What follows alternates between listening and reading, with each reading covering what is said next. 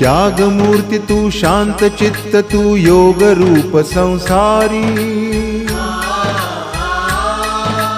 दया प्रेम अन मानवतेचे प्रतीक तुझी ईश्वरी सिद्धमूर्ती सिद्धार्थ गौतम सकलांचा स्वामी